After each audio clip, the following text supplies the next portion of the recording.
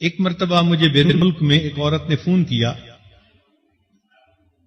کہنے لگی جی دعا کرو اللہ تعالیٰ میرے بیٹے کو ہدایت دے۔ میرے بیٹے نے اپنے پسند کی شادی کی اور وہ مجھے ملنے ہی نہیں آتا، اور مجھے اس وقت 8 مہینے ہو گئے بیٹے کا چہرہ دیکھے۔ آج میں نے اسے فون کیا کہ بیٹے ایک دفعہ آ کے مل تو جاؤ، تو بیٹے نے آگے سے جواب دیا کہ تم کتیا ہو، بھونکتی رہتی ہو، مجھے آئندہ اپنے پاس آنے کی بات مت کرنا۔ اب سوچئے کہ بیرون ملک میں اپنے بچوں کو پالا اور دین سکھانے کی بجائے وہی مغربیت کی زندگی ان کو سکھائی، تو نتیجہ یہ ملا کہ اب یہ بچہ جوان ہو کر اپنی ماں کو کتیا کہہ رہا ہے۔ کتابوں میں ایک واقعہ لکھا ہے کہ چند بچے دیہات میں کھیل رہے تھے اور بوڑھا باپ بیمار تھا، بستر پہ لیٹا ہوا تھا۔ وہ بار بار اپنے بیٹے کو کہہ رہا تھا کہ بچہ مجھے پیاس لگی ہے، پانی پلا دو، اور بچہ کھیلنے میں مست تھا۔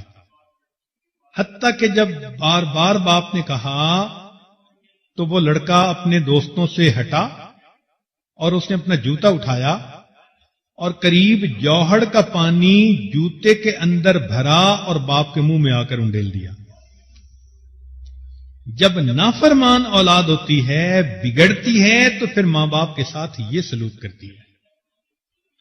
اس لیے کہتے ہیں کہ یتیم وہ نہیں ہوتا کہ جس کا باپ فوت ہو جائے، یتیم وہ ہوتا ہے کہ جس کے باپ کے پاس فرصت نہ ہو اور اس کی ماں کے پاس اہلیت نہ ہو، وہ یتیم ہوتا ہے۔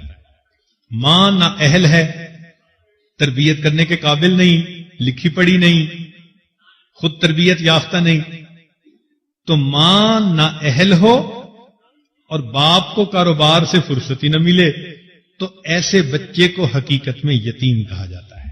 ہمیں چاہیے کہ ہم اپنی اولاد کی نیکی اور تربیت کے لیے بہت کوشش کریں، ورنہ قیامت کے دن یہ اولاد انسان کو اللہ رب العزت کی عدالت کے کٹہرے میں کھڑا کرے گی۔ یہ بات چھوٹی نہیں ہے، قرآن مجید میں اس کا ثبوت ملتا ہے۔ قیامت کا دن ہوگا، اللہ تعالیٰ ایسی نافرمان اولاد سے پوچھیں گے تم کیوں نہیں نیک بنے؟ تو اولاد سارا کا سارا ملبہ ماں باپ پہ ڈال دے گی، اے اللہ انہوں نے ہمیں بگاڑا، انہوں نے ہمیں دنیا دار بننے کے لیے کہا، ڈاکٹر بنو، انجینئر بنو، پائلٹ بنو، اللہ ہم بن گئے۔ انہوں نے دین کے لیے کبھی کہا ہی نہیں تھا، ہم نے دین کی طرف توجہ ہی نہیں دی تھی۔ چنانچہ مفسرین نے اس آیت کے تحت لکھا ہے کہ ربنا انا اطعنا سادتنا وکبراءنا فاضلونا السبیل، اے اللہ ہم نے تو اپنے بڑوں کی اتباع کی، ان کی بات مانی، فاضلونا السبیل، انہوں نے ہمیں راستے سے بھٹکایا۔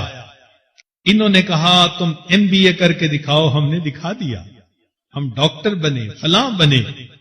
انہوں نے تو دین کی طرف کبھی ہمیں متوجہ نہیں کیا تھا۔ انا اطعنا سادتنا وکبراءنا فاضلونا السبیل، اللہ انہوں نے ہمیں گمراہ کیا۔ ربنا آتہم ضعفین من العذاب، اے اللہ ان کو دگنا عذاب دیجئے، ولعنہم لعنا کبیرا، اور اللہ ان پر لعنتوں کی بارش کر دیجئے۔ تو مفسرین نے اس میں ماتحتوں کے ساتھ اولاد کو بھی شامل کیا ہے کہ اولاد بھی ماں باپ کے خلاف یہی الفاظ کہے گی۔ اب سوچئے جن کو آپ اتنی محبت سے پالتی ہیں، اتنی محبت کے لقمے ان کے منہ میں دیتی ہیں، کل یہی اولاد اگر اللہ کے سامنے یہ کہہ رہی ہو کہ اے اللہ میری اس ماں اور میرے باپ کو بھی جہنم بھیجو، اور یہ ساتھ لے کے جہنم میں جائیں، تو پھر ہمارے لیے آخرت کا کیا معاملہ بنا؟ اس لیے اولاد کو نیک بنانے کے لیے اپنی ذمہ داری کو پورا کر لیجئے اور اللہ سے دعا مانگیے اللہ تعالیٰ اولاد کو نیک بنا دیں۔ جہاں ایک خوشی اللہ نے دی اولاد والی، وہاں اس سے بڑھ کر دوسری خوشی اولاد کا نیک بنانا وہ بھی اللہ عطا فرما دیں تاکہ ماں باپ کی آنکھیں ٹھنڈی ہوں۔